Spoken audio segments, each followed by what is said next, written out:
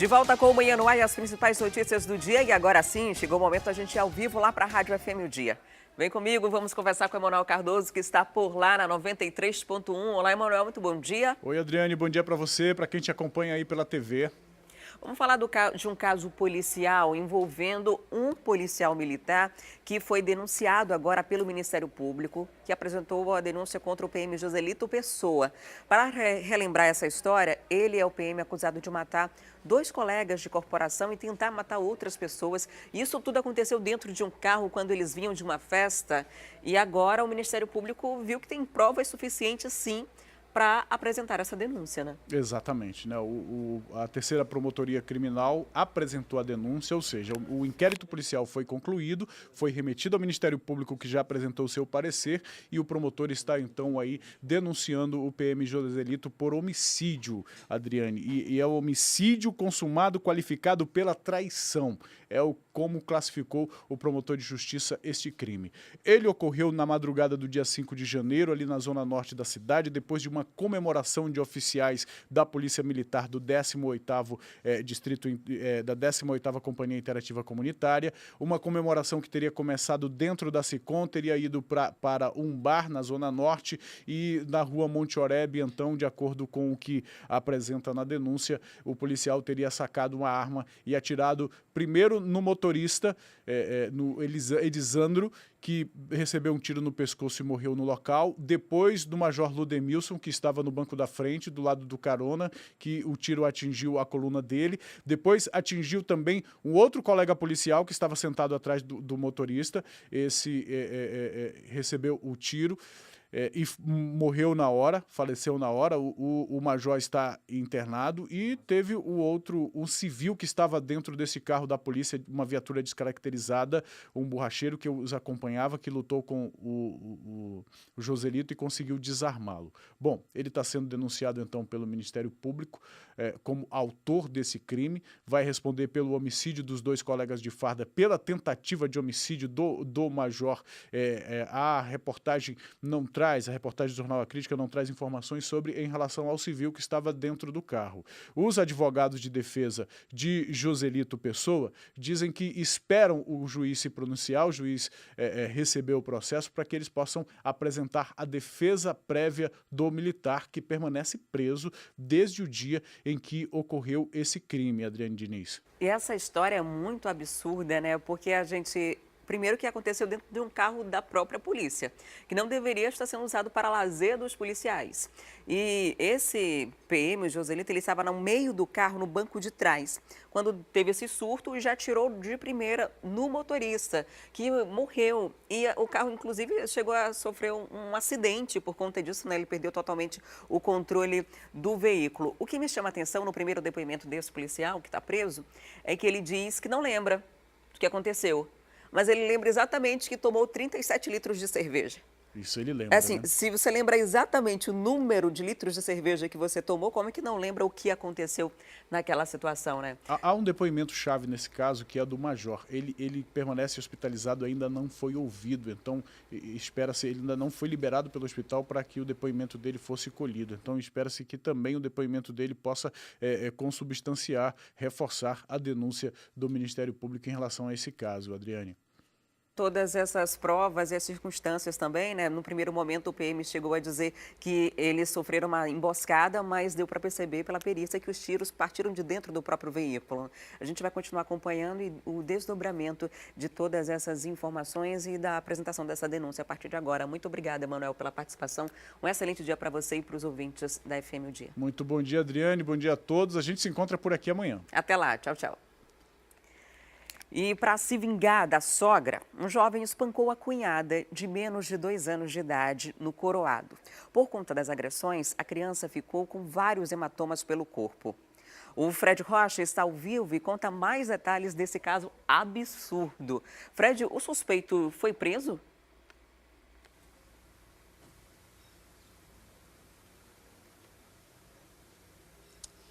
Adriane, por enquanto não foi preso. Ele fugiu ao saber que a polícia militar seria chamada. Esse caso chegou até o conhecimento do Conselho Tutelar da Zona Leste da cidade de Manaus. Aconteceu mais precisamente no Coroado, que também fica na mesma zona.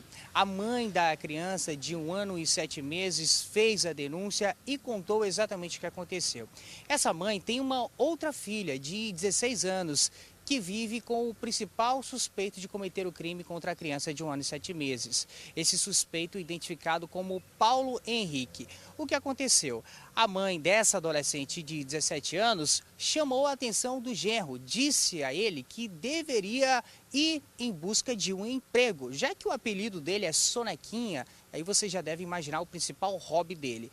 Chateado por isso, esperou a mãe da adolescente de 16 anos, que é a moça com quem ele vive, e também da criança de 1 ano e 7 meses, ir para o trabalho, já que quando ela vai para o trabalho, essa criança fica aos cuidados da adolescente de 16 anos, ele esperou ela ir ao trabalho e aí, assim que isso aconteceu, ele então desferiu um tapa nas costas dessa criança para se vingar da mãe dela. Não se sabe exatamente onde estava a adolescente ali na casa quando esse crime aconteceu. O fato foi que a mãe dessa criança percebeu esse hematoma na última segunda-feira e a partir disso resolveu chamar a polícia militar. Foi aí que o Paulo Henrique percebeu que seria preso provavelmente e fugiu pela área de mata da Universidade Federal do Amazonas. A partir disso, então, a mãe dessa criança procurou o Conselho Tutelar, relatou o caso, que inclusive já está com a delegacia especializada em proteção à criança e ao adolescente, que agora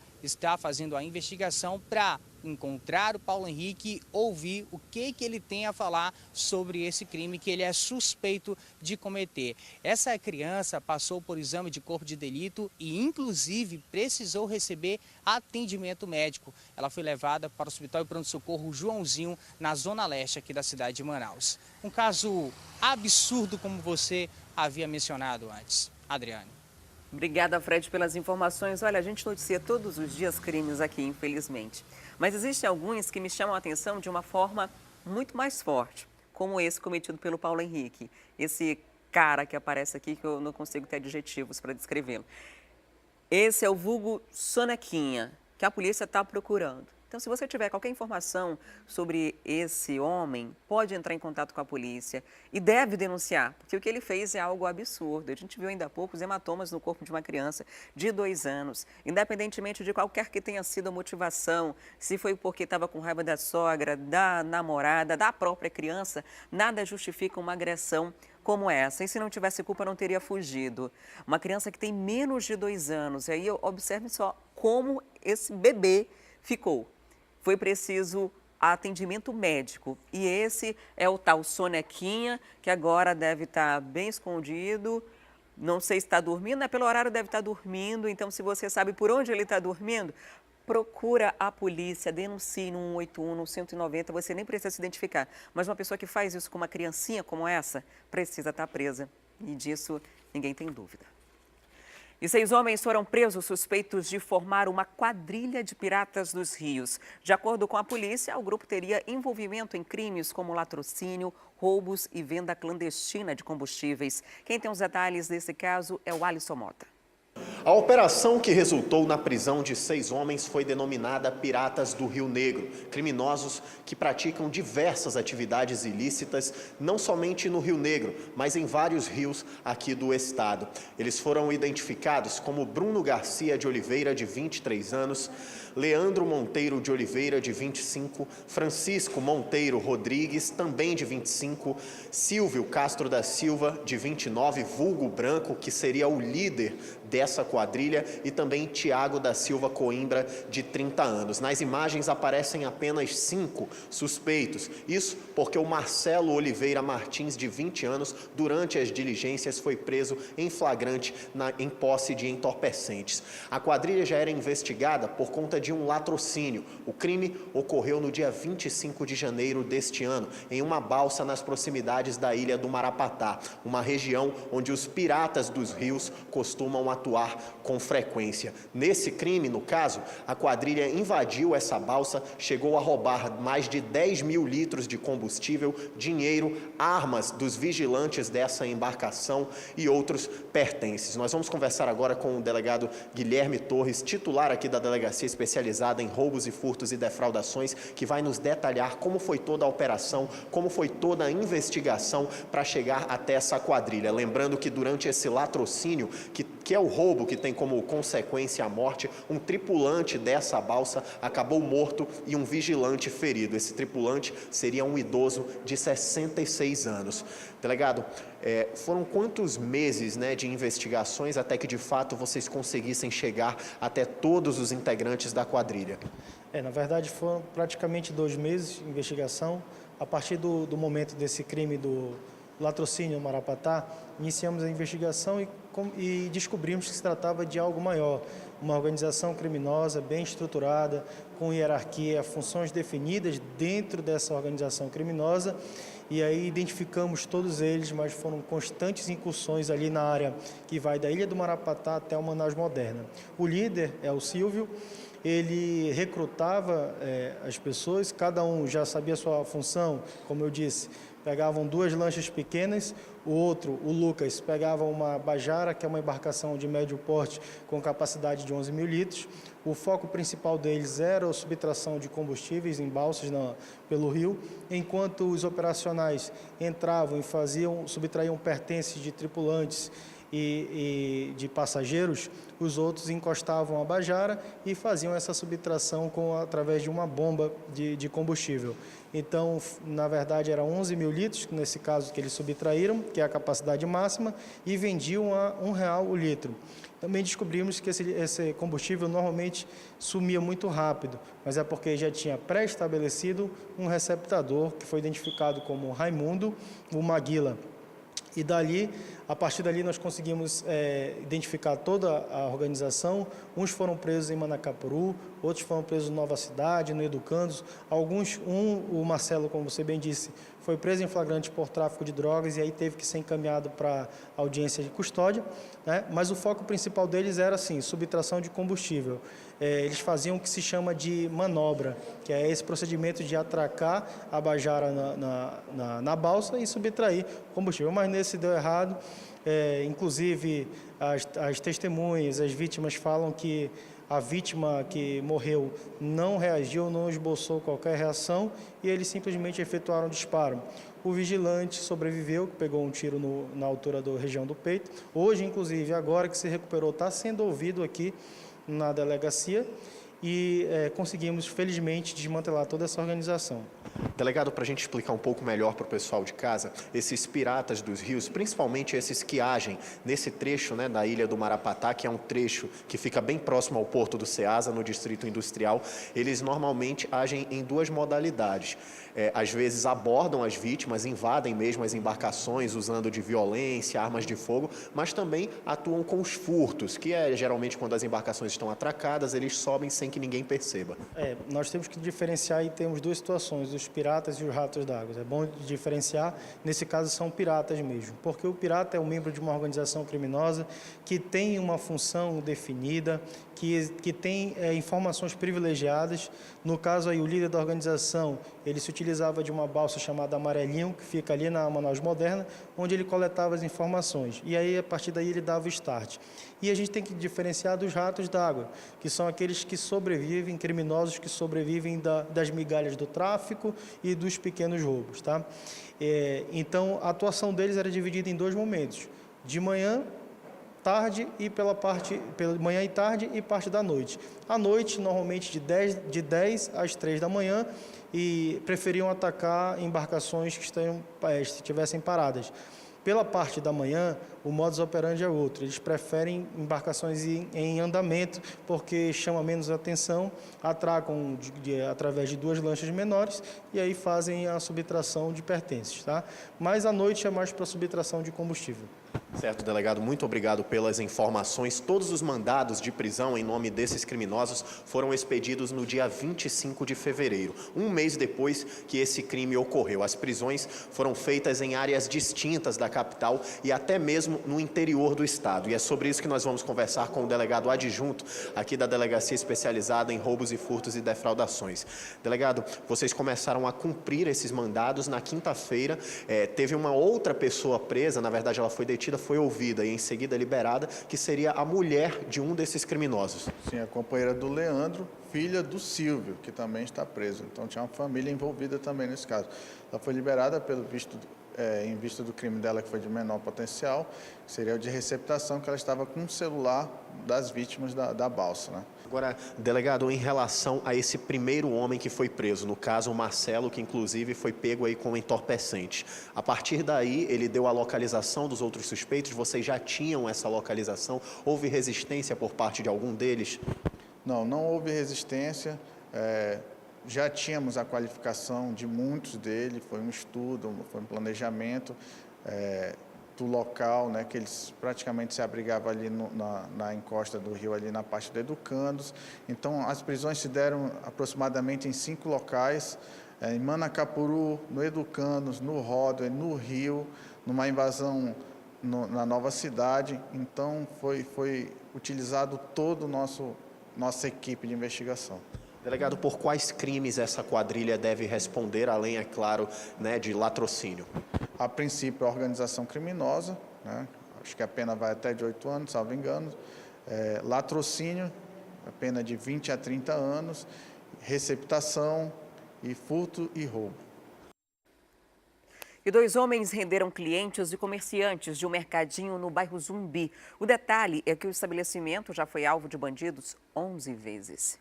As câmeras de segurança do mercadinho, que fica localizado na rua Bom Jesus, no bairro Zumbi 3, registraram todos os momentos. O primeiro indivíduo aparece com um boné com uma camisa amarela polo, já entrando no estabelecimento, e minutos depois aparece um outro indivíduo com uma camisa listrada com um capacete. Eles não vieram a pé. Isso mostra que eles estavam agindo e observando o local e já sabiam que precisavam fugir rápido, utilizando essa motocicleta. Logo, ele adentra o local e aborda a pessoa que estava no caixa. E já vai mostrando uma arma de fogo, que de acordo com informações era um revólver calibre 38. Ela prontamente já pega todo o dinheiro do caixa e entrega para o suspeito. Era um dia de muita movimentação, de jogo, um dia onde as famílias se reúnem. Por isso que no momento do assalto, muitas pessoas estavam aqui. Essas pessoas que estavam chegando também foram abordados por esses 2 suspeitos e colocados para dentro. Ao todo, a ação durou cerca de 3 minutos. Eles fizeram a limpa no caixa, recolheram esses objetos e fugiram. A proprietária do estabelecimento conta que foi momento de muita tensão e que essa não é a primeira vez que assaltos como esse acontecem aqui. É o 11º assalto que a gente passa por essa situação, né, meio complicada, e é muito ruim, muito difícil, porque a gente trabalha e a gente não está preparado para esse tipo de coisa, não. Trabalho o dia todo, então é muito complicado. A gente está sempre aqui um pouquinho amedrontado, né, porque a gente fica esperando que venham pessoas boas comprar, mas quando a gente se depara com pessoas desse nível aí. Após fazerem a limpa aqui dentro, recolherem o dinheiro do caixa, aparelhos celulares e relógios, o assaltante acabou levando um produto como esse, um saco de carvão. Ele colocou aqui nos braços e saiu fugindo em uma motocicleta com destino ao bairro Armando Mendes, descendo então a rua Bom Jesus. Esse caso já foi registrado no 25º Distrito Integrado de Polícia e os proprietários pedem ajuda da população para identificar essas 2 pessoas. E funcionários de uma fábrica de produtos eletrônicos foram presos depois que a polícia descobriu que eles furtavam celulares no local para vender na internet. O prejuízo é de quase R$1 milhão. Fábio Freire Souza Santos, de 35 anos, Marinho Moreira Rodrigues, de 36 anos, Tiago da Silva Costa, de 37 anos e John Wellington Pinheiro Jacome, de 21 anos, foram presos em flagrante na manhã desta segunda-feira pelo Departamento de Repressão ao Crime Organizado. Eles são suspeitos de participarem de um furto a uma empresa localizada no Distrito Industrial. Cerca de 300 aparelhos foram levados. Isso dependia muito da escala de trabalho de cada um. Eles chegaram a relatar à polícia que cada vez que eles eram escalados para trabalhar, o número de aparelhos levados naquele dia girava em torno de 7. Delegado, esse número pode ser bem maior do que vocês começaram a contabilizar. Começou com um aparelho, depois foram 6, 7, de acordo com as investigações em andamento. Isso, perfeitamente. Para a gente, todo BO tem importância, pode ser um celular ou 100, a gente vai atrás do mesmo jeito. Então, através do BO de um celular, que foi gerado em outra unidade nossa aqui, a gente chegou a esse um celular por conta do site de vendas.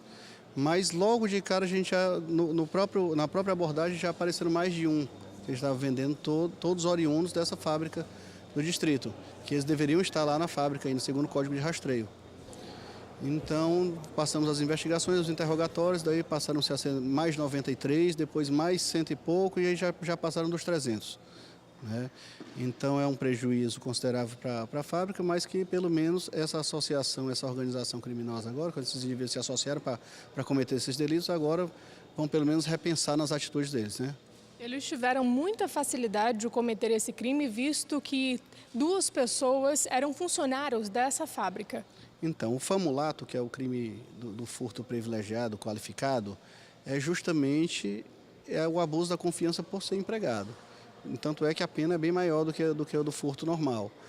Então, esses 3 trabalhavam, um deles na linha de produção, um deles trabalhava no controle de qualidade da fábrica e o outro era contratado pela empresa de segurança, que era justamente fazer a segurança patrimonial, era o responsável pelo portal, onde eles passam, tem que passar por um raio-x e aí eles facilitavam para que eles passassem por fora lá do scanner, né? Então tinha uma 4ª pessoa que era o Uber, que ele usava esse disfarce de ser Uber para também praticar essa parte dele, que era entregar o celular furtado para as pessoas de acordo com o que era combinado na internet. E o que eles fizeram após furtar esses aparelhos celulares? Eles começaram a anunciar no site de vendas com um valor bem abaixo do mercado e até um aparelho celular que foi lançado na semana passada que ainda não estaria disponível nas lojas e eles já tinham disponível. Perfeitamente, perfeitamente. Então o nosso setor de análise fica sempre visualizando esse tipo de informação na internet. Dentre tantas outras coisas que o DSO faz, também a gente fica fiscalizando essa questão de internet, não do crime cibernético, mas dessas possíveis falhas em segurança operacional de empresas, né? Que é justamente para chegar em criminosos dessa situação que como foi agora. E a gente achou muito estranho essa situação, porque o aparelho está custando 3 mil e eles conseguiram vender para a gente por 600. Então, quando a gente marcou o encontro para a entrega do celular, já percebeu que tinham mais.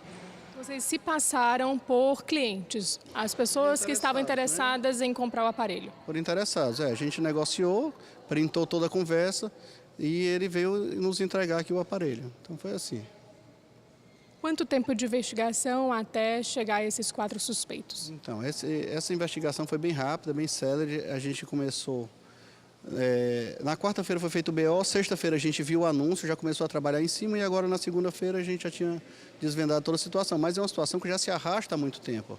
Em depoimento eles relataram que estava fazendo esse tipo de furto há 3 meses, né? Há pelo menos 3 meses, dia sim, dia não, eles levavam 10 celulares. No dia sim, que é o dia que eu estou falando, o dia sim é o dia que eles trabalhavam e também furtavam.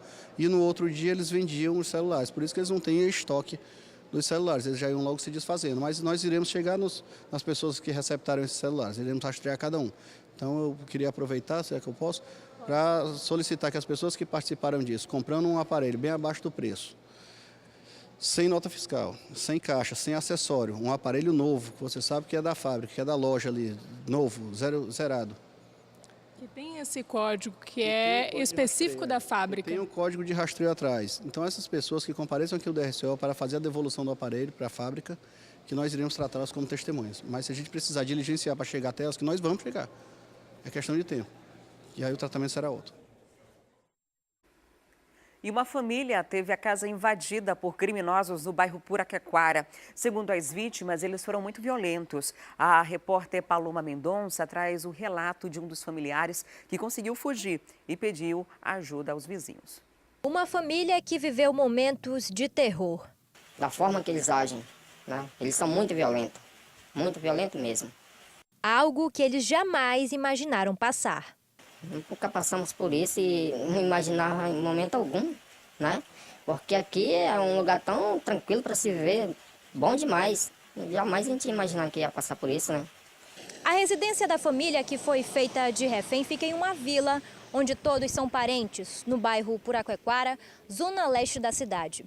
Eles moram na comunidade há pelo menos 16 anos e nunca tinham presenciado um assalto. Na casa da família moram 6 pessoas, 4 adultos, uma adolescente e uma criança de 5 anos.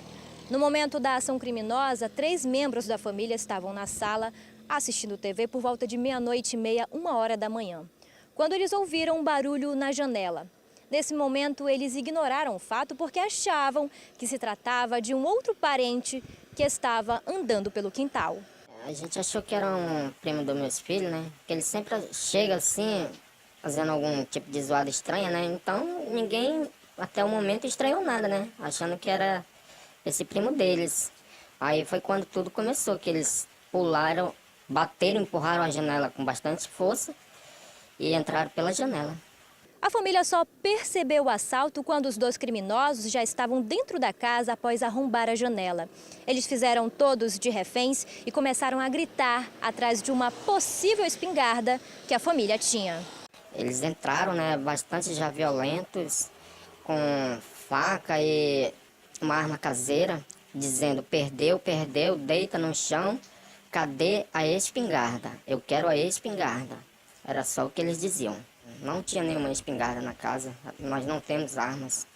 Enquanto toda essa ação acontecia na sala, um dos membros da família, que estava em outro cômodo dormindo, percebeu a ação, trancou a porta do quarto e conseguiu fugir e pedir ajuda dos vizinhos. Por eles estarem muito agressivos, falando muito alto e muito palavrão, eu estava no quarto, né, e acordei com aquele barulho. E quando eu abri a porta, fui surpreendido por eles, né. Mas eu consegui fechar a porta do quarto e fugir. Foi quando eles viram, né, que tinha mais gente na casa, né, e eles também ficaram assustados. E eles imaginavam que eu estaria armado e foi quando eles também saíram, né. Os criminosos deixaram para trás uma caixa de som, uma TV e também uma moto. Eles ainda deixaram as roupas que eles utilizavam para cobrir o rosto. A 28ª SICOM foi chamada, mas quando chegou no local, eles já tinham conseguido fugir. A família segue muito abalada com a situação. É muito difícil, minha esposa está muito abalada, muito assustada. Ela disse que fecha os olhos, para ela tá vendo aquelas cenas, né, de agressão deles. Eles foram muito agressivos com ela, né, e com os meus filhos. Então, é muito difícil. E uma mulher foi detida ontem após a polícia flagrar um abatedouro de aves clandestino na M10. O Fred Rocha está ao vivo e conta os detalhes desse assunto para a gente. Fred, que tipo de crime vai ser respondido? Essa mulher vai responder depois de ter sido flagrada?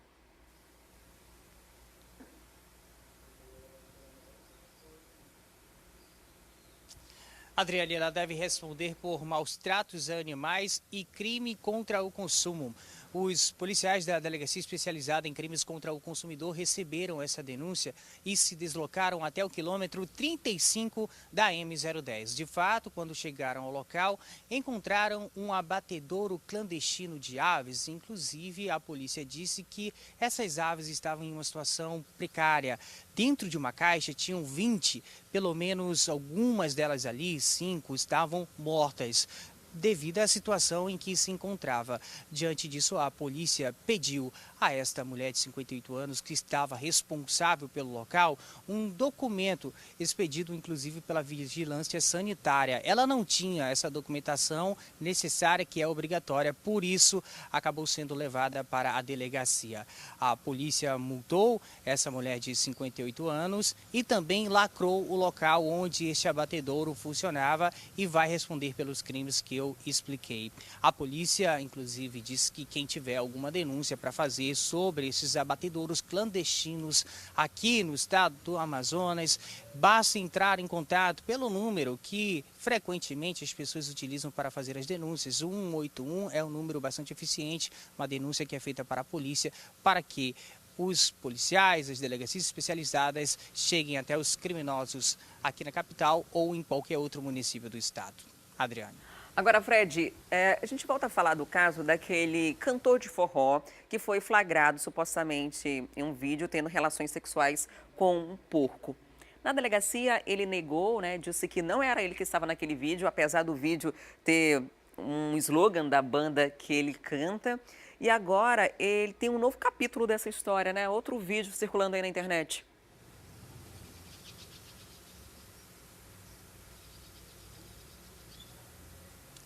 Sim, é um caso bastante polêmico que ganhou, inclusive, manchete nos últimos dias aqui na cidade de Manaus, porque esse cantor de forró, identificado como Gabriel Tavares, publicou nas próprias redes sociais o vídeo em que ele estaria tendo ali uma relação sexual com um porco, o animal.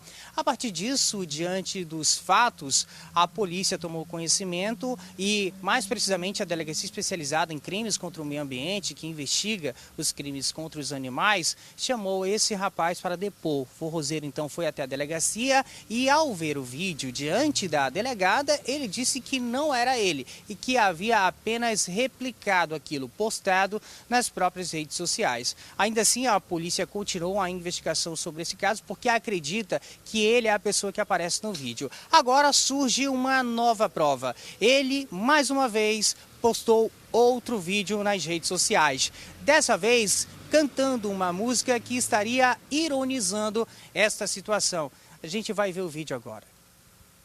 Foi o Brasil inteiro, foi mais ou menos assim, ó. Eu fui fazer um vídeo do Natal, fiquei famoso. Eu fui fazer um vídeo do Natal, fiquei famoso. Eu fui fazer um vídeo do Natal, fiquei famoso. Eu fui, vou dizer a verdade aí, ó. Eu não tava comendo porco, eu não tava comendo porco, eu não tava comendo porco. Tava não, só brincadeira. Eu não tava comendo porco. Então, agora a polícia vai chamar esse rapaz para que ele consiga mais uma vez se explicar. Porque para a delegada que está investigando o caso, a delegada que é aqui especializada da DEMA, Delegacia Especializada em Crimes contra o Meio Ambiente, esta é uma prova consistente, já que ele ironiza a situação, dizendo que gravou um vídeo e aí ele nega só um crime, mas ele diz que grava o vídeo, né? Ele nega a relação sexual com o porco, pelo menos é o que a gente consegue entender da letra que ele consegue explicitar aí nessa música de forró, que inclusive a gente viu que foi numa festa, existe um palco, a banda, e ele criou esse novo hit que agora serve de uma nova prova contra aquele crime que a polícia suspeita que ele cometeu. Deve ser ouvido nos próximos dias. O Gabriel, inclusive, deve responder pelo crime de maus tratos a animais, mas não por zoofilia, que é manter relação sexual com animais, já que aqui no Brasil, zoofilia não é considerado crime. Adriane. Inclusive, existe proposta, né, para que isso se torne um crime. Agora, eu acho que o tal Biel deve se achar bem engraçadinho, né, combatendo, fazendo esse tipo de vídeo de um assunto que é um assunto sério, de um assunto que chama a atenção, independentemente de ser ele ou não, ou de ter mantido relações sexuais com um animal, ou se foi uma brincadeira de muito mau gosto. Isso não deve ser ironizado, isso não deve ser uma brincadeira, porque é um tipo de situação que, infelizmente, acontece, é cultural ou não em determinados locais, mas é algo que, de fato, é uma violência contra os animais e o bom do vídeo, apesar de ser algo totalmente sem noção, é que gera a prova contra ele mesmo. Muito obrigada, Fred, pelas informações. E agora uma notícia importante para você que está acompanhando o Manhã no Ar. A vacinação contra H1N1 deve começar nos próximos dias. Isso mesmo, de acordo com o secretário de Saúde, Carlos Almeida, o Ministério da Saúde deve disponibilizar e enviar para o Amazonas agora, no próximo dia 15, os primeiros lotes dessa vacina. A vacina, que é desenvolvida pelo Instituto Butantan, já está pronta, foi encaminhada na sexta-feira passada para a Anvisa. A Agência Nacional de Vigilância Sanitária está fazendo a validação desses lotes e logo deve enviar aqui para o Amazonas, que já está em situação de emergência por conta desse surto da gripe, da influenza, do vírus H1N1 aqui no nosso estado. E essa vacina, assim que chegar, já deve iniciar de imediato a campanha aqui no Amazonas. O governo disse que já comprou os lotes, já comprou seringas e outros materiais de esterilização para iniciar essa campanha quanto antes. Assim que chegar, o grupo prioritário que vai ter esse atendimento vão ser as crianças, as grávidas, os idosos e indígenas aldeados. Depois parte para uma segunda fase, que são os profissionais de saúde, profissionais de educação e também as outras pessoas que vivem em situação de vulnerabilidade, como nos presídios, por exemplo. A elas vão para essa segunda fase da vacinação, que deve começar o quanto antes aqui. Vale lembrar também que o secretário pediu ao ministro de Saúde que no ano que vem haja uma alteração no calendário de vacinação aqui para o Amazonas, porque nosso inverno é no período ali de dezembro, janeiro, que é quando o vírus começa a circular, e se essa vacinação for antecipada, o surto não vai acontecer como está acontecendo nesse exato momento. Vale lembrar também que as pessoas que sentirem febre acima de 38 graus precisam procurar de imediato uma unidade de saúde, porque o Tamiflu, que é o único antiviral usado na rede pública para fazer o tratamento, ele precisa ser administrado nas primeiras 48 horas para ter o efeito esperado. Então, esse atendimento precisa ser de urgência, emergencial. Então, se você está com um sintoma de virose, com dores muito fortes no corpo e febre acima de 38 graus, procure uma unidade de saúde para fazer o teste e verificar se você está com vírus H1N1. Aqui no Amazonas, até o momento, já foram confirmadas 24 mortes, 20 delas somente aqui na capital. E depois do intervalo tem notícias do esporte e dicas de cultura para essa quarta-feira. O Corpo de Dança do Amazonas abre temporada de espetáculos desse ano. Os detalhes você acompanha em instantes. Não saia daí.